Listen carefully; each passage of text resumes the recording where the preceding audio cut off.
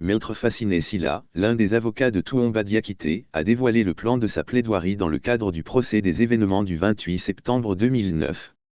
Cette intervention fait suite à celle de Maître Paul Yomba Kourouma et vise à défendre Aboubacar Diakité, connu sous le nom de Touomba, contre les accusations portées contre lui.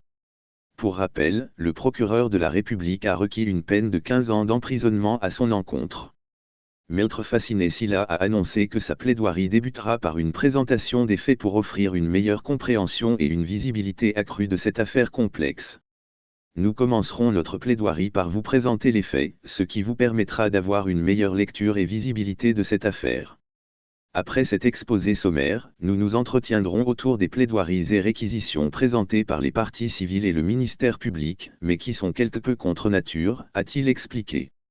L'avocat a ensuite précisé qu'il aborderait certaines notions essentielles discutées depuis l'ouverture du procès, notamment les régimes des gardes présidentielles, le rôle d'aide de camp et celui de chef militaire. Une attention particulière sera portée à la question de l'innocence de son client, Touomba Diakité. Nous reviendrons sur les notions des régimes des gardes présidentielles, d'aide de camp et de chef militaire. Nous discuterons également des éléments proposés par les parties civiles et le ministère public, en les analysant point par point comme étant des éléments de preuve, bien qu'ils n'en soient pas, a-t-il ajouté. Maître Fasciné Sylla a également souligné qu'il répondrait aux éléments développés par une partie de la défense contre son client.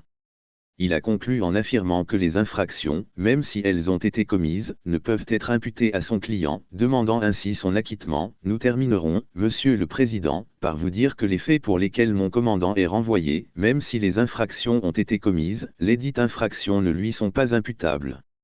Nous terminerons par la question d'imputabilité.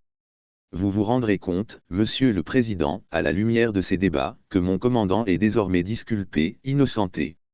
Monsieur le Président, il ne vous restera plus qu'à prononcer son acquittement.